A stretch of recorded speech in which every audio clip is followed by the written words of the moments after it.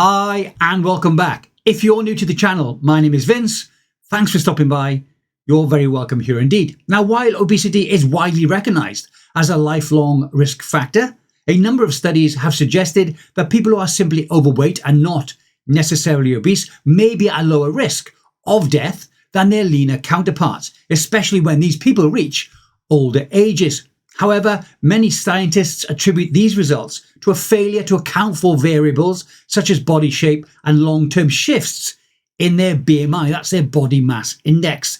The debate is far from over, and this new study provides yet another angle to look at this issue from. This new large-scale population study included 369,752 participants, and there are links in the description below to the study and the articles I used to put this presentation together.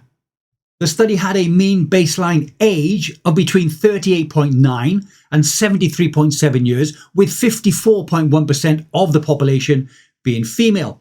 There were 10,660 deaths during a median follow-up period of 11.4 years. The authors used the UK Biobank database, a vast repository of health data on almost 500,000 British citizens. They analysed the association between being overweight or obese and the risk of death at various ages, those being between 45 and 85, to address another common claim that BMI does not always reflect body composition. That's muscular people can have higher BMIs without being obese. The researchers used an additional metric, that being fat mass index. This is calculated the same way as BMI, but only using someone's fat mass. The researchers adjusted their models for an impressive array of potential confounding factors, including physical activity, dietary patterns, smoking, history of disease, socio-economic status, educational attainment, and even salt consumption, as well as leisure time screen use.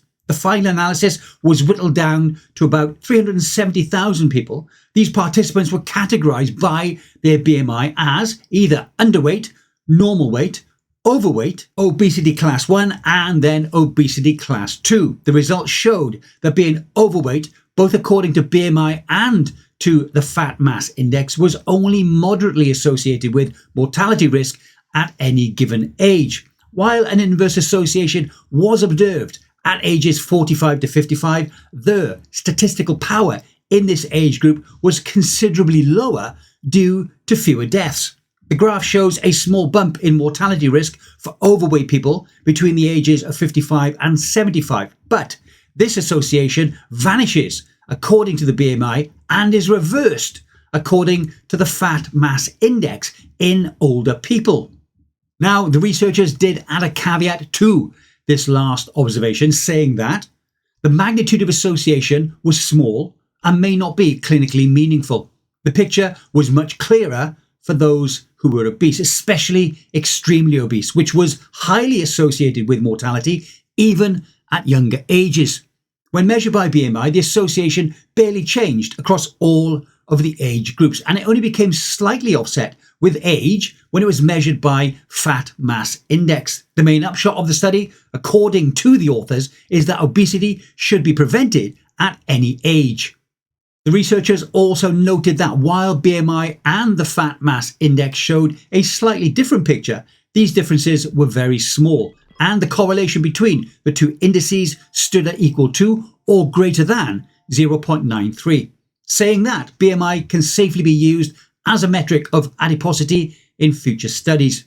Now, I agree for larger cohort studies, but for individuals like you or I, especially those with some muscle mass, should seek out other formulas. Now, a good one that I've come across could be your height in either inches or centimeters divided by 2, and that number should then be equal to or less than your waist circumference. Now, regarding the decrease in the relationship between the fat mass index and mortality in the oldest participants, the researchers offered a practical explanation.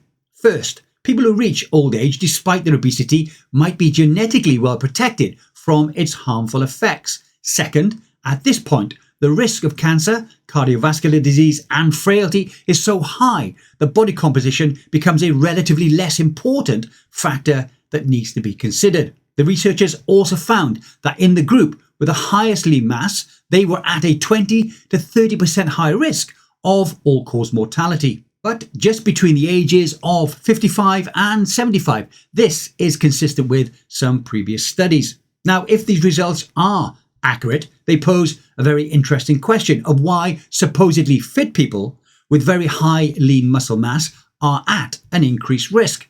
According to the researchers of this study, previous authors have suggested that muscle quality matters much more than muscle quantity when it comes to cardiometabolic health, and future research should consider factors such as microvasculature, muscle fiber types, distribution and size of fat, fat infiltration, and also fat-free mass function. And by adding stratification by age, the study paints a much clearer picture of the relationship between adiposity and mortality risk when it comes to aging. According to these results, being overweight neither significantly increases or decreases your mortality risk.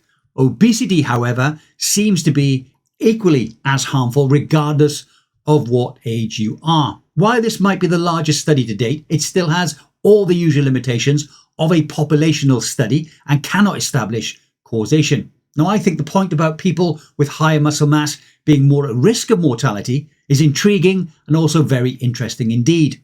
Because having trained in gyms all over the world for now over 30 years, I've seen older men who are stronger than bigger, younger men. I think functional strength exercises when it comes to longevity certainly out-trump more conventional bodybuilding type lifting. There has to be a balance though. But I believe that having to take a break from resistance training using weight because you're out of breath is better than having to stop because of muscle failure. Let me know what you think in the comments section below.